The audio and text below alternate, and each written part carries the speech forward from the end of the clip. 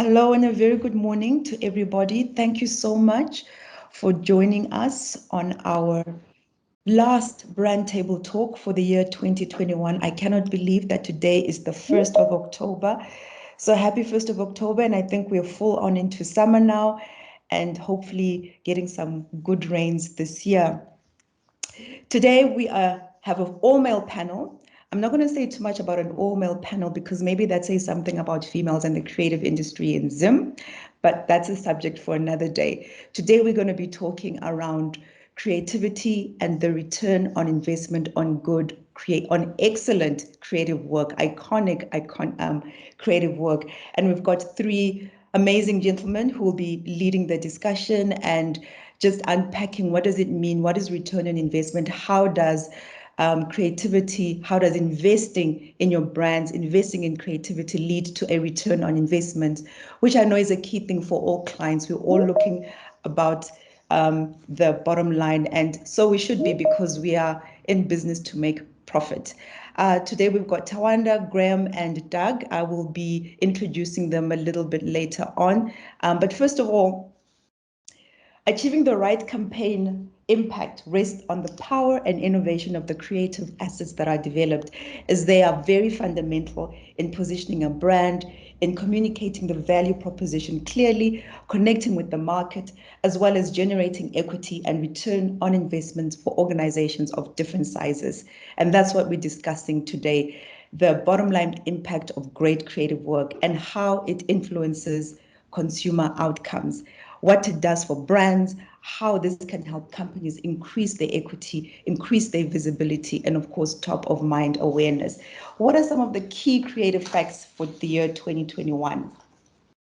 We've heard about brand storytelling. We've been hearing about authenticity, owning your creative space, being purpose-led, standing for something, having your values, and being very clear about who you are as a brand and what you stand for. Communicating how the product or service fits into the consumer's lives to make them better and more productive, happier, and more fulfilled.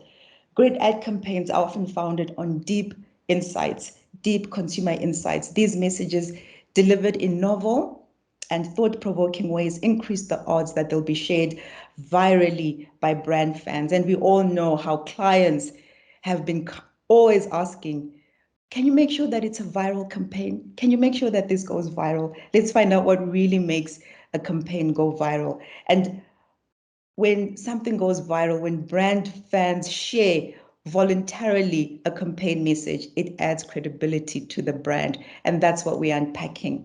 So today our keynote speaker is none other than Tawanda Mahovela, who is the creative director for Tbwa Zimbabwe. And Tawanda has been in the industry for over 10 years, starting off as an art director at one of the leading agencies in Zimbabwe. And he's grown through the creative space to be creative director at Tbwa with a fantastic eye on art direction.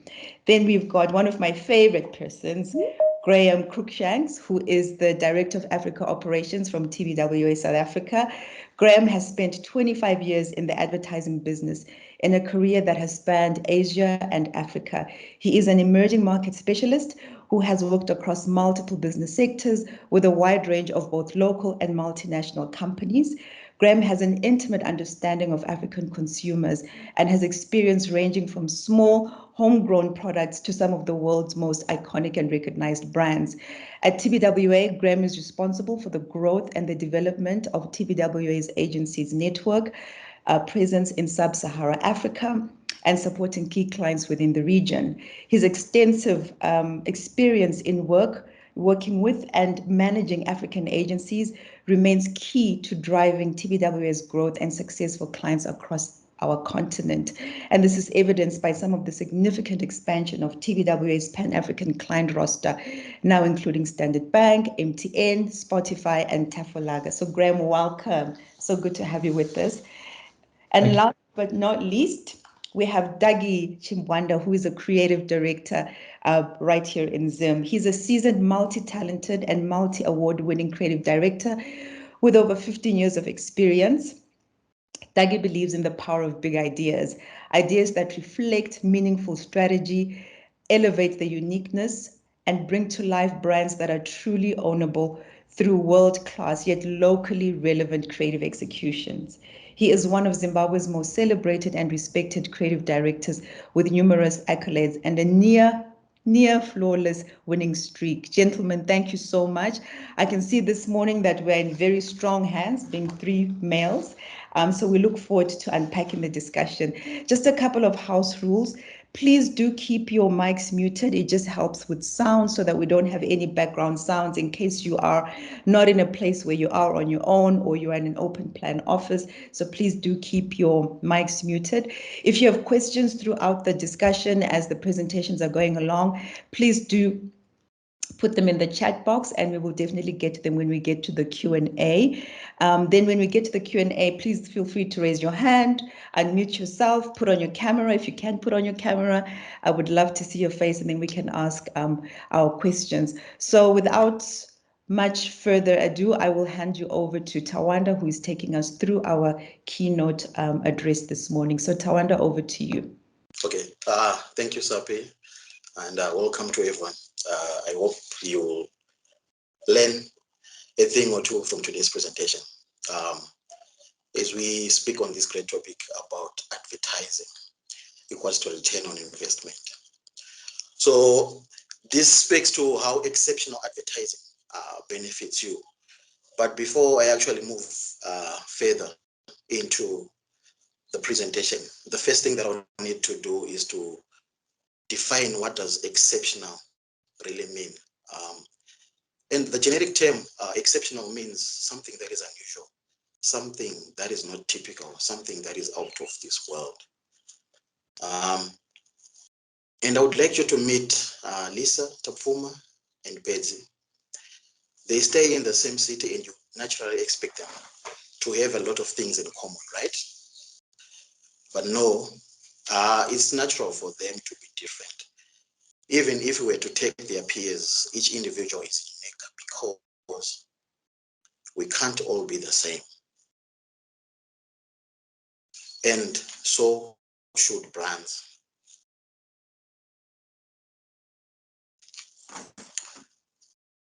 I hope today we're going to get to kill boring. I'm sure most of us are tired of the bad ads that we have been experiencing, I think, of late here in Zimbabwe. But nonetheless, communication touchpoints have increased due to the digital age that we're living in. And we have seen a high traffic from brands, and they're all fighting for recognition. Several people posting videos burning Nike shoes. Nike is running straight into a political controversy. People are so angry they're burning their own shoes.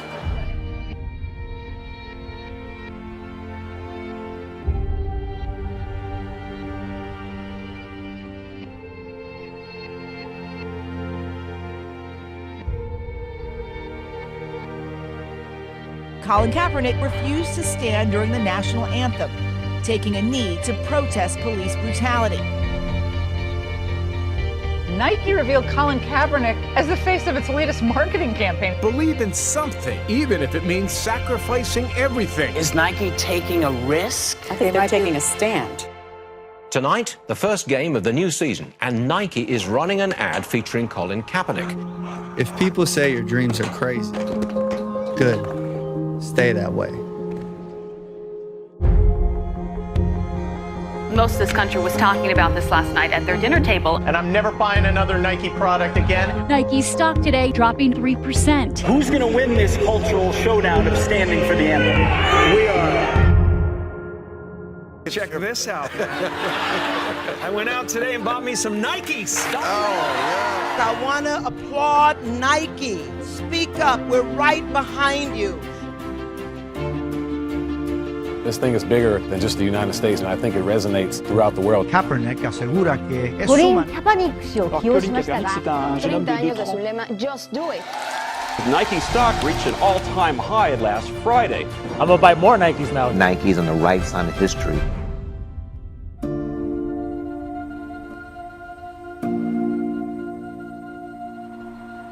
So don't ask if your dreams are crazy. Ask if they're crazy enough. So they worked with a controversial sports star called Colin Kaepernick to make a statement celebrating their Just Do It campaign. So Colin Kaepernick is a very public activist, and he is known for kneeling during the national anthem as a means of public protest to police brutality. So they created this viral campaign, which attracted criticism from everyone, also including from the former US President Donald Trump. But what did that bravery do to their business? The ad managed to get 2.7 mentions within a week, also marking 1,400% rise. And they got 43 million cash value of media exposure in less than 24 hours. And the results of this bravery was they managed to achieve 31% growth in online sales within a week compared to the same period in 2017, which was at 17%. On the next slide, I'm going to show you the benefits that we get for exceptional advertising. The first thing being, it increases the brand and product awareness.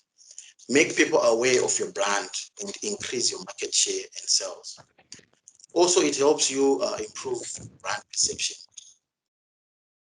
The more the people know or see you, the better they understand you as a brand. And also, effective advertising helps you stand out from competition. The marketplace is crowded and you need to stay afloat. We need to do effective advertising, even tailored to help focus our business. It helps us sell the competitive advantages that we have of our products. And definitely you won't be forgettable. You are unforgettable. Number three is quite a crucial thing, because I think every business invests to get a return on investment. Effective advertising improves on your sales. It can be in the short term or it can be in the long term. People are influenced by effective advertising. Their decisions are propelled by that other extra mile that you do as a brand to promote your work. Also, it educates your consumers. Informative content on your products helps your consumers to make informed decision purchases. And also, if you show that you are an industry leader in your space, your consumers will trust you, and that will be good for your brand. Effective branding or effective advertising also gives us leverage on engagement. And engagement signifies an emotional commitment to a brand. It helps further solidify and build the brand, ultimately improving the brand for customers. And last but not least, on number 6, it helps your entire support system. What I mean by this, a positive perception about your brand makes your brand a number one choice to everyone else. And on the next slide, I'm going to show you a case study for Domino's. Everything had gone wrong for Domino's. They had been unpopular. They had issues on food safety, and they had also mishandled the crisis concerning the complaints that they were getting about their product. So everything was going bad for them. And in 2009, they had closed 120 units of their stores. Consumers had lost confidence in them, and their public perception had dropped from 22.5 to 13.6 in less than a week. But what did they do? They had to regroup. They acknowledged their failure. They acknowledged everything wrong that they did, and they got to work. So in 2010, they came up with a campaign nicknamed Our Pizza Sucks. which had all the criticisms from where some of them were saying their pizza tastes like a cardboard box. And mind you, this communication was being spoken to over 100,000 people. And then boom, the magic happened. After this campaign, their revenue increased by 14.3% in revenue in 2010 in Q1. And then between the period of 2009 and 2010, Domino's stock shot up by 130%. And also their sales were up by 10%.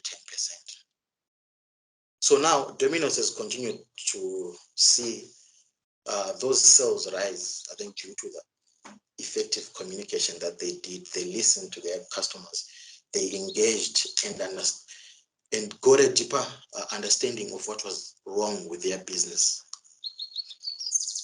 So now they've grown to be the world's largest pizza chain.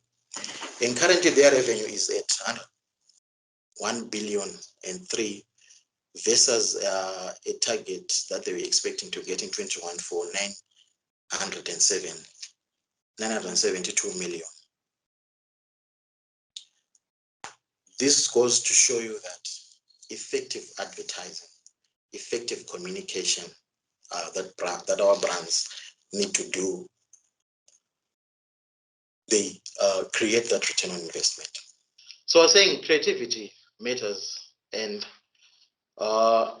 James Human, an author of The Case for Creativity, says companies who have been most tenacious in pursuit of great advertising creativity have been among the ones that are outperforming the stock market and are enjoying historic periods of financial prosperity.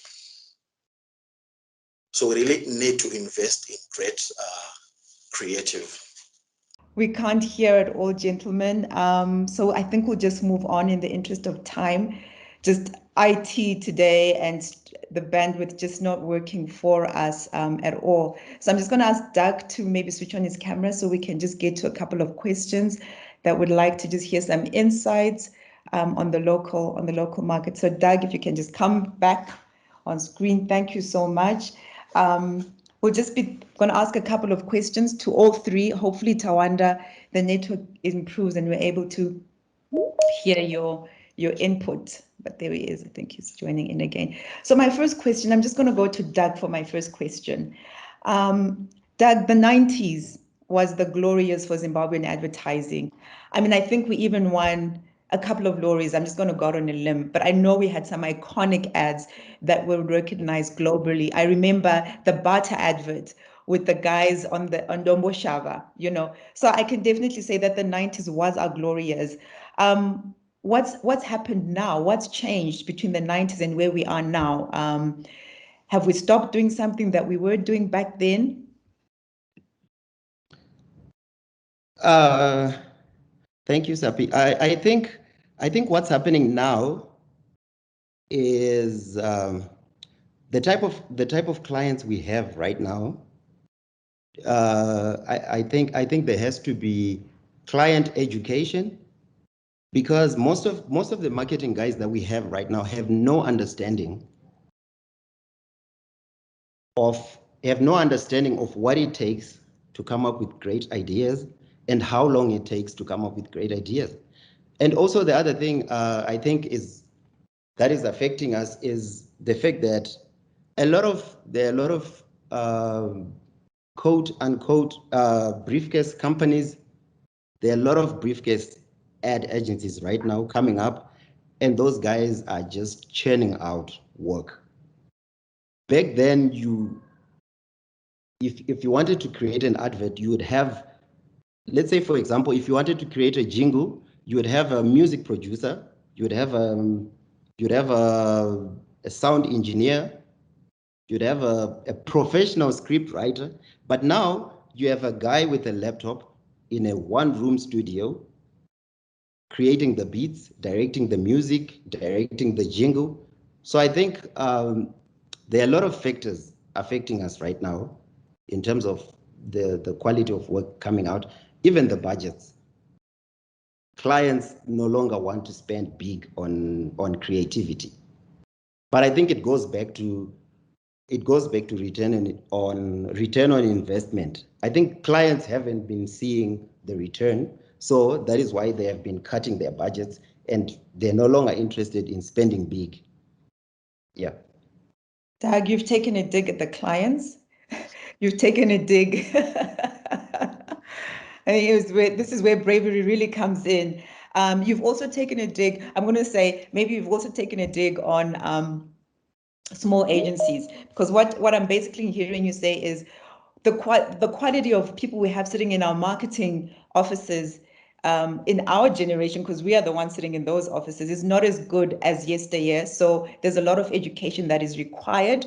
I'd love to hear what the clients amongst us think. And then you're also saying the smaller agencies, the one-man sort of briefcase who is maybe competing on price, and because budgets are very constrained, clients are tending to go towards the what is viewed as the cheaper option, and so the quality check has been compromised. Yes. Okay. Yeah, the work has been compromised a lot. Okay. I'm not saying that there is no good work coming out. There are a few agencies that are really, really doing good stuff. Yes, but our biggest problem as a nation right now is we are just churning out stuff. Okay. And regulatory boards, I don't think people are playing by any rules. For example, there's this food outlet which uses sexual innuendos and stuff. That food outlet has been going on unchecked for a long time. They take what they did was they took art direction, they took everything from a well-known brand, well-known established food brand, and right now they're going on and on unchecked, and they are churning out some offensive stuff that people are just letting happen. And I don't know why. I don't know who's supposed to maybe regulate what comes out and what doesn't. And copyright infringements, no one is doing anything about it. That's the state we are in right now. So, yeah. All right, so you've picked on a couple of key issues: regulation, the state of the industry itself. Where is ZAPA? Where is ASA in all of this? So I'm just going to park that and just say, Graham, in terms of your experience working in emerging markets, how have you seen the evolution of the advertising industry across the continent over the last 5 years? You can hear that, Zim, there's very little regulation, or perhaps clients do not. There's maybe a lack of respect in terms of regulation, and it's not enforced. What is your view from a continental perspective? Thanks, Sappy, and Doug. Thanks for what you shared. I've got I think from a global perspective, we've got to accept the world has changed between. The 90s. The 80s and 90s in sort of agency world, and I joined advertising just when all of that really exciting cocaine on the boardroom table seemed to have just finished. So I perhaps missed all of that really good stuff. But I think that the difference now is just the way that our whole industry has become really fragmented.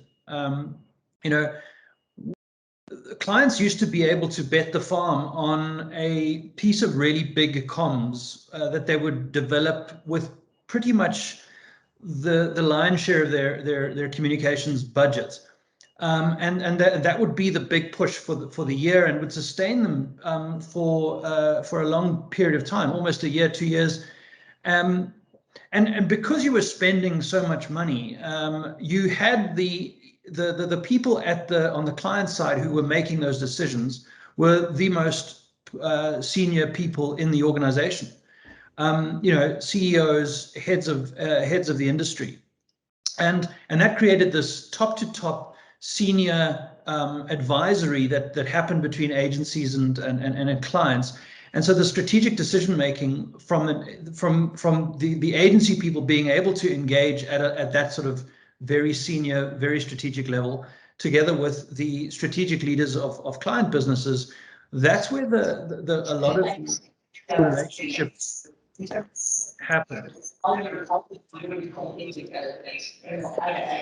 Mute. There we go.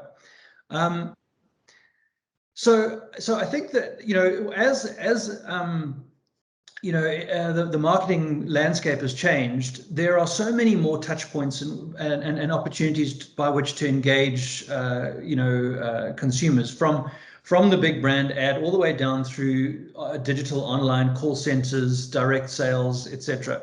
And therefore the marketing spend has been completely diluted across those different touch points and opportunities.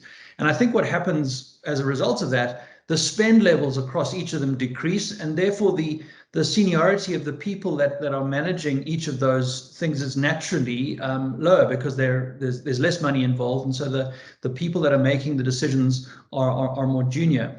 There's also this huge sense of, I can measure everything now. So we tend to measure, I think, we tend to often measure at this bottom of the funnel, which is, I need to measure, you know, direct sales. I need to measure clicks. I need to measure all of the sort of end game, you know, KPIs perhaps. And I think we forget that, you know, people don't go from first impression to buy, you know, immediately. There is this sort of what a research company that I worked with used to call the path to the door. So, you know, which is, you know, if I'm going to get people to buy a new Nissan, you know, what's the process that they have to go through from a sort of mental point of view? You know, I've got to, you know, it's, so whilst the sale is my ultimate objective, the marketing needs to kind of interrogate what's happening between the first time I see or decide that I'm in the market for a car all the way through to buying a Nissan. And that requires a full understanding of consumer behavior. You know, do I want it? What are the barriers to it? And that's where the sort of communication evolution. I think we've kind of loaded our comms, and more recently loaded our comms towards that last step, that click, or that very measurable ROI. But we're not measuring the mindset shift that needs to take place to get people from you know, toward that point. So you've I think, because it's so much easier now to measure those endpoints, we tend to focus less upon the brand shift requirements and the consumer mind space work, and therefore are doing much more retail, commercially oriented stuff. And hence, to Doug's point, you get that churn, that frenetic, you know, hamster wheel production line where everything is just getting stuff out with an offer on it. But it doesn't sort of take into account what's stopping people to get there, and that's where the sort of brand work tends to play, because that's what shifts expectations. So I think that's the sort of global shift to things. I mean, from an Africa perspective, what I'd like to think is that I think that, because look, let's face it, it's not that everybody is just focusing on commercial end game and click-throughs. There's still a lot of brand work going on. There's still a lot of sort of consumer behavior shift stuff happening, and I think we've got to keep focusing on that. And when that starts to work, what I'd like to think, you know, and I think we're starting to see this more, is a slightly more a bigger focus on African voice, and you know, less. And I think specifically over the last 18 months, where the world has really started to look inward, because we haven't been able to go and buy from outside of our countries. You know, we've been kind of stuck focusing on what we can do and what we can generate. There's this slightly stronger sense of an African voice coming through, and I'd love to see. You know, that's sort of just a personal perception, and I'm not sure if it's a fully emerged trend, perhaps just an edge of one. I'd love to see a lot more of that. I think that's where our African magic really can happen. And I think that that's where the future of our industry needs to play. And we talk about creating these sort of iconic pieces of communication, and how do we get into that space where we're creating really amazing stuff. And I think that's the focus point for me, is it's got to be about the insights around what, specifically local insight. We must really avoid as much as we can trying to copy what we see from all over the world, and look at ourselves and go, what's really going to connect with people here? And once we've developed that, and this is something where the global industry is unbelievably proficient, it's incredibly brilliant at the craft in which it builds things. So if you think about, but I think we've got to be also very careful that we don't apply Western international standards of craft for our local business. We want to be both executing at an insight level that is local, but also crafting at a local level. And I think that's where you can create even more magic. And I mean, there's a couple of examples that I think we could chat about, just about how you can take that local flavor, both from an insight point of view, but really when you start to execute, bring stuff to life in an amazing way. Great, thanks, Graham. So what I'm kind of picking up is one, that budgets have become fragmented just everywhere. And with the fragmentation of budgets, it's taken away senior people from every single discussion and being around the table. Speed to market has become increasingly more important. So like you're saying, to Doug's point, there's a lot more churn rather than actual focus on crafting great work. But you're bringing out a really fantastic point now around insights and local insights and building work that is built on local insight. Let's not copy what the West is doing, but let's take our own voice. Let's see what resonates with our market. Doug, you're big on strategy and big on research. What's the relevance in terms of insights, in terms of driving advertising? And do we do enough in Zim? Do we do enough research? Do we do enough digging for insights to generate great work? I think our biggest problem, our biggest challenge is our timelines. Our timelines don't really give us enough time to do research. And as you know, research helps us achieve creative effectiveness through well-formed strategies. So if we don't, the briefs that we usually get here in Zimbabwe do not consider those things. Clients are not really concerned about what informs our strategy. They're just concerned about their work. So most of the times you find that we won't have enough time to do research, but research is very important because it then positions yourself as a reliable data-backed brand.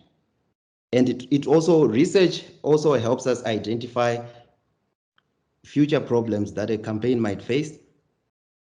For example, sometimes there are things that we just put out there without research and end up getting backlash. So I think research is very important. And it also helps us increase awareness and knowledge about our target market for our campaigns. But unfortunately, like I was saying, we really never get time to do research. But research, yes, is very important. Thanks, Doug. Yeah. Timelines are also critical in giving and developing great work. Farai, you had your hand up. Do you want to unmute and ask your question? Thank you very much, Sapi, and I hope I'm clearly audible. Thank you for the presentations made. It's a pity about the quality of the audio in some instances. However, that has improved and one has been following. Certainly, the audio was loud and clear as the client was bashed by Doug. And I think in defense of clients, I've raised my hand. But really, it is actually in the first instance to agree with the bulk of what has been said. I think capacity, expertise, craftswomanship has, in our environment at least, taken a hammering, I think, on both sides of the fence, both agency and client. And I agree entirely on the issue of client just wanting to do their work and not being interested in what it takes to get there. And therefore, issues like research do suffer quite tremendously. And I am from a generation where market research was a real thing. And there were whole departments, serious people dedicated to that endeavor.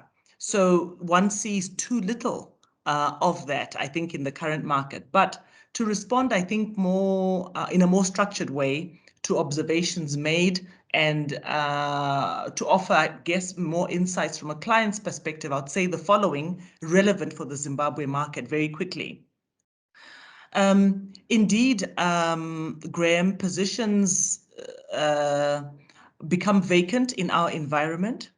And rather than be filled by persons of the same caliber of those who've exited, there's a general tendency to promote from within, which is good, but those persons may not necessarily have the capability or the maturity that is needed.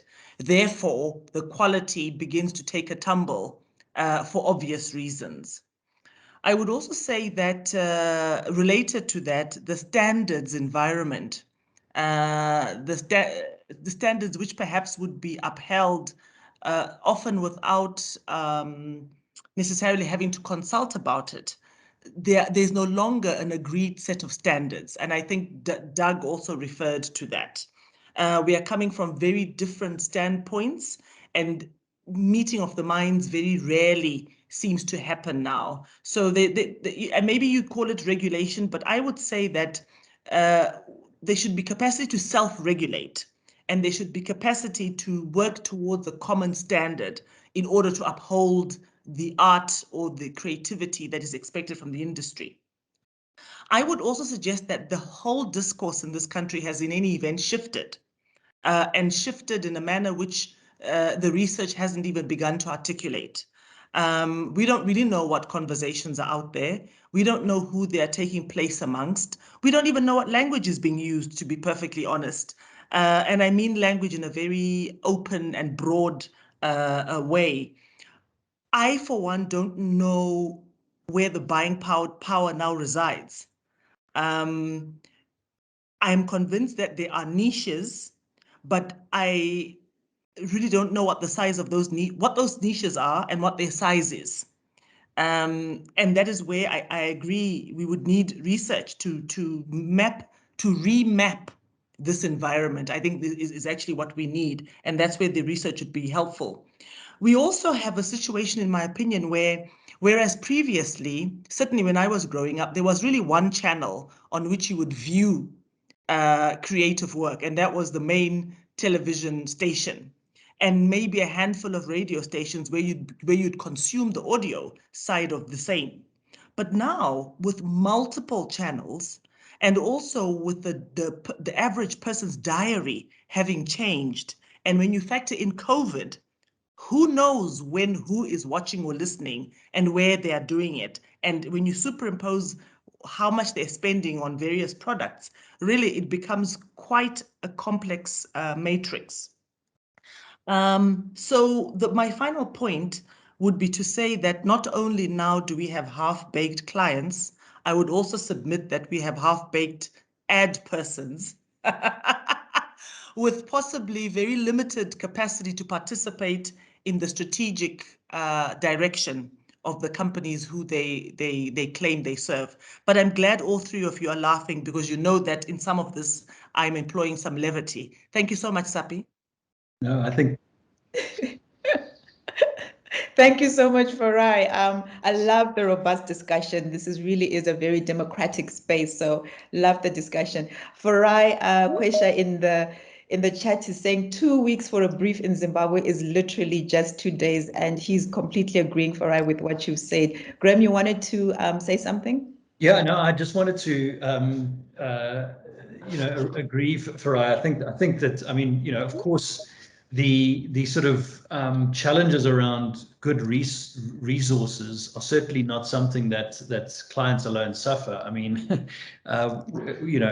you only have to read any kind of agency client review, and you'll certainly see that it's not all roses for the agencies either. I mean, I think that, and look, I think we're all kind of grappling with this massively tumultuous. I mean, our industries. We talked often about the ad industry being in crisis because of all of these different ways in which you can now talk to consumers. So ad guys, have to become these multi-faceted individuals, and you sort of, it's why you see such proliferation of specialist agencies in the big markets. But in the smaller markets, you've kind of now got to become this agent of everything. And I think marketers have the same issues, because do we bring in digital experts and call center managers and data analysts, or do we try to figure that out ourselves? And of course, there's a limited resource, so we've got to try and be all these things. And as a result, we kind of fiddle around with a lot of things and not quite, we don't become masters of any of it, really. We just try to kind of, I mean, it feels almost like you've got to remove something from your head these days before you can put something else in, because it's full. But I think that, we've got to be clever about the way that we do this. I mean, I think research is very, very important. But when we talk research, quite often it sort of takes this form of this massive endeavor, which is going to take months to report back on. It be cumbersome, and we don't get feedback for a long time. But I think we've got to be much more agile in the way that we do things. And if you think about the way that social media and the things that resonate and the things that sort of hit the stratosphere in terms of engagement, they're all about staying really close to local culture, creating something, trying stuff, putting out flinging mud against the wall effectively, and seeing what sticks, what really kind of connects, and trying something, fail fast, try something else. And I think that that's how we need to kind of evolve with the way that we approach our work. So you need to have this sort of cultural engine of sorts that continues to feed both organizations in terms of what's happening around you. And that kind of research where you're literally going out and talking to people, having conversations. For me, there's plenty of social media chatter. So, and this is where data, and I don't mean big data, I just mean this, go and do some social listening, around, what's been Google searched around your product or your universe over a particular period of time. What's happening on social media? What conversations have I had in stores or in bars or wherever the products are consumed? And that's an incredible richness of very basic insight that can be used and turned into communication. And some of the best work that I've ever seen has come from some conversation or some side remark from a consumer or a sales assistant or a creative conversation that's just somebody's gone, let's do something like that. And I think that's the kind of research and the kind of, when we talk about research and having enough time, I mean, look, 2 days for a brief is ridiculous. You're going to get rubbish. If you want to get a return on investment, and let's face it, creativity and media is expensive. So what are we doing to make sure that when we go out and buy a billboard or 3 weeks of radio time, that's actually worth the money? So it's not just, and the stuff that we're putting out there is based on culture and based on what people are doing and thinking and saying. And if we spend a little bit of time just thinking about that investment is going to cut through. It's going to connect with people and ideally get them to think, feel, or do something about our brand, getting us down that funnel to the buying the Nissan or whatever it might be. But that's the kind of research and that's the kind of endeavor I think we need to do to get much closer to the people we're talking to. That's what's going to give us great advertising. Absolutely. I couldn't agree more, Graham. Just the fact that you spoke about culture, where the conversation happening, if it means us getting into a combi, just get into a combi and just listen to the conversations that people are having. Find out some social listening, like you were saying, and even in your sphere of influence, you know, just in the community, various, in your community, various spheres of influence. What are people saying? What's that conversation? And bring out those insights, which both of you have really spoken about. I am mindful of time, so I'm just going to ask that maybe people give us just an additional 5 or so minutes to just get a couple of key things that we did want to get out today. The one thing I was going to ask Graham is, you know, there's always a lot of talk in the creative space around the lorries and the cans.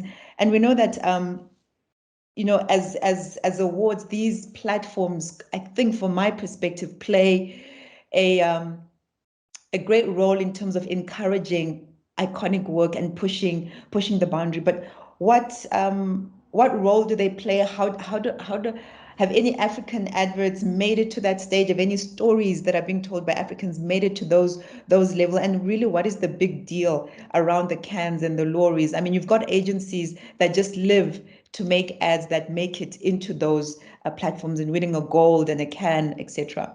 Yeah, look, it's awards are a very kind of controversial topic because we're often accused of the advertising industry, you know, marking our own homework, if you will, and you know, and there's a huge set of sort of criticisms around it and the way it should work, etc. But it does provide a one sort of, you know, albeit potentially flawed, it does provide a measure of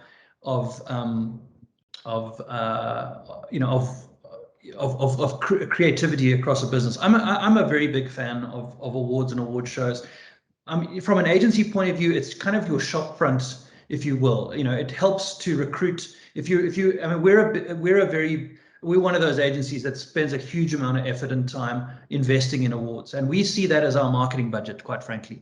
You know, if we're doing well in that sort of space, then we can recruit better. You know, we can bring in more expensive people for less. We can, you know, we get onto better pitch lists. We become, you know, it's its own PR engine. But there's a very interesting, and Tawanda talked about the Case for Creativity by James Human, and there's a series of reviews. The Gunn Report has done a review on this called Creativity Matters.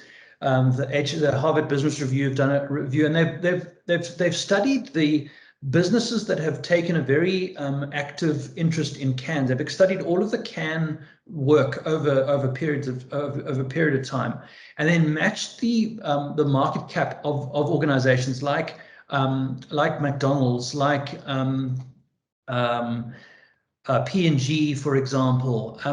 P&G's doubled in size, went from a $43 to $83 billion company in about 7 years, and that was the point at which P&G decided to invest most heavily in effective creativity, or creativity and winning at Cannes. You know, their margins went up about 10 points, and this is a study, and this is a trend that's happened for P&G, for McDonald's, for Heineken, Coca-Cola. All of these companies, if you look at their trends of achieving the highest accolades at Cannes, and their market capitalization, their stock market values, their share prices, and their sort of positions on the S&P, all of these things, these graphs correlated in an upward trajectory when they mapped sort of market cap and valuation. So there's this really strong set of evidence that suggests that that creative bravery, they call it. So, you know, really doing breakthrough creative work has had a very positive impact on business results. They talk about, you know, creatively awarded campaigns are 12 times more efficient in developing market growth. You know, metrics like sales volume gain, market penetration, customer acquisition, loyalty, all show increases. You know, when you know, companies are investing heavily in creative awards, and again, this idea of creative bravery. So there's, I think, Jim Stengel from P&G sort of said that their earnings per share went up 4-fold. You know, and there's some really impressive set of research evidence or statistical evidence that suggests that investment in breakthrough creativity does and can have a really substantial impact on on business metrics, strategy. They talk about creativity becoming a really strong strategic lever in a business. And I think in many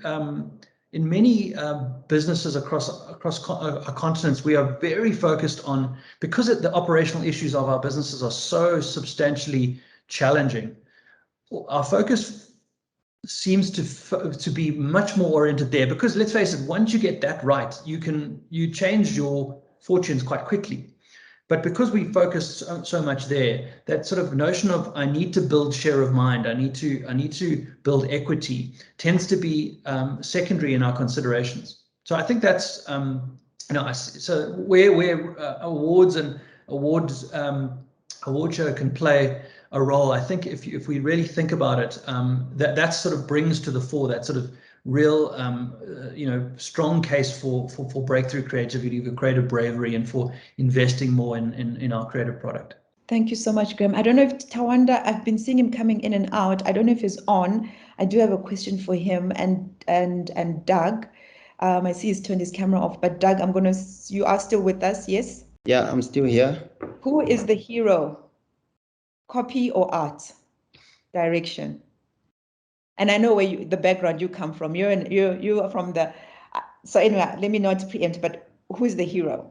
I think copywriters are underappreciated, and they're not really given the credit they deserve, because visuals and craft on its own does not really say anything.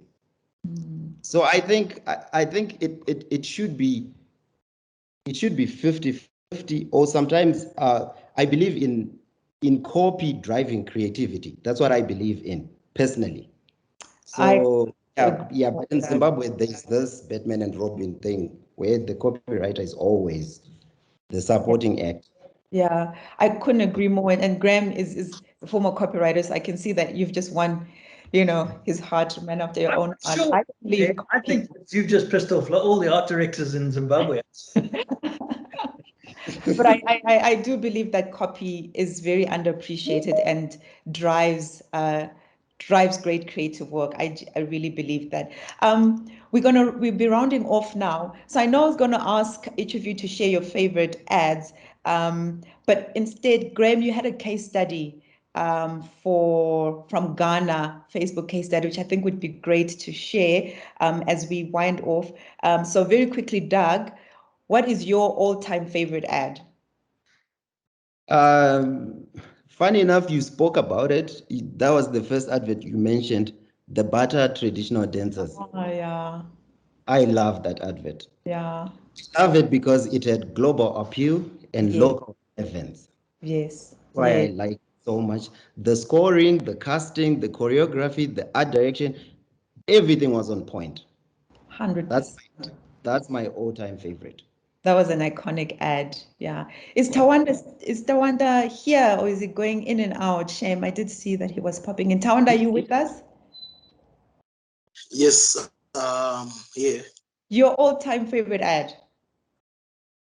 My all-time favorite was done in Joburg, the Lucozade teleconference ad.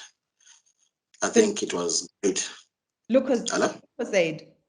Lucozade, yeah, teleconference ad.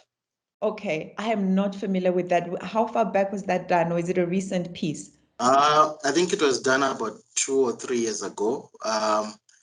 So there's this guy who's presenting on a teleconference, and he's presenting to a number of people, some in Malaysia, Europe, all these places, and he's on slide maybe 136.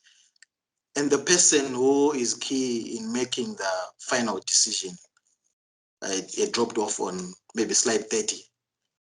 And so he had to start again to do the whole presentation. So they said, go and get a Lucozade so that for the energy, it was talking about the energy drink. Right. I think that was my. Yeah. Okay. Thank you very much. So I just want to take this opportunity to thank Tawanda, Doug, and Graham for their time and preparation for this. Thank you to everyone who joined in this morning. We we're going to wind off with this case study, so I won't have an opportunity to say goodbye. That's why I'm saying it now. Thank you so much for your time. We are going to package this presentation for those of us who came in a bit late. It will be shared on our social media platforms next week, so just follow our social media platforms and you'll be able to download. And if you missed any part of it, you'll be able to catch up then. If you want to share it with your friends and your colleagues and your sphere of influence, which we would certainly encourage you to do, you'll be able to do that. I'm going to hand over to Graham and say thank you so much for supporting us, for always coming through. We've enjoyed hosting Brand Table Talk this year, and we look forward to our 22 edition. So Graham, over to you to close us off. Thank you very much. I'm just gonna. This is less of a case study and more of just a piece of content that at the moment one of my favorite pieces, just because of its the way in which it's embraced what I talked about earlier around that sort of local insight, but also the way it's executed. You can absolutely see this is an African piece of work. You couldn't have developed this for anywhere else, and it wouldn't work. It wouldn't really work anywhere else. Not to say that people wouldn't find it entertaining; they absolutely would, and you'll see why. But this is a favorite piece for me right now. This is Joshua. Started the Ghana skateboard thing. Whoa! Tell the story from the start. We need to go back, way back. Hey, that's too far. Young Joshua sees his first ball. His obsession. His destiny.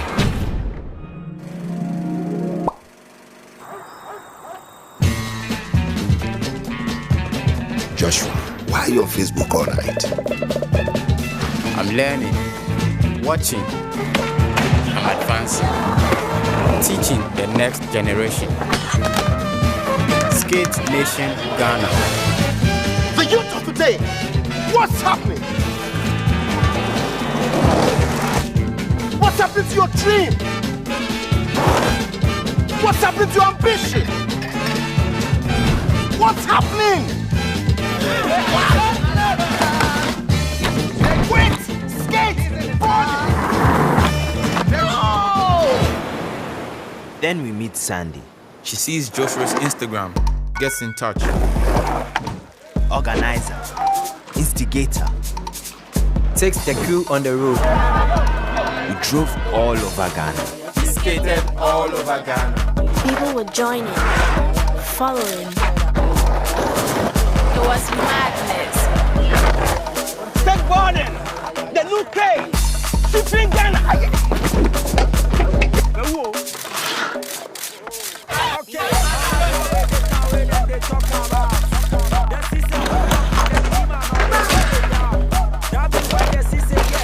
Charlie, we are blowing up. No, man. We are building something.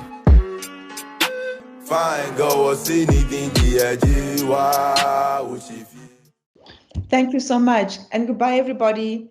Enjoy October. Enjoy your weekend. Be good and stay safe. Bye. Cool. Thank you so much, Sabia. This was great fun.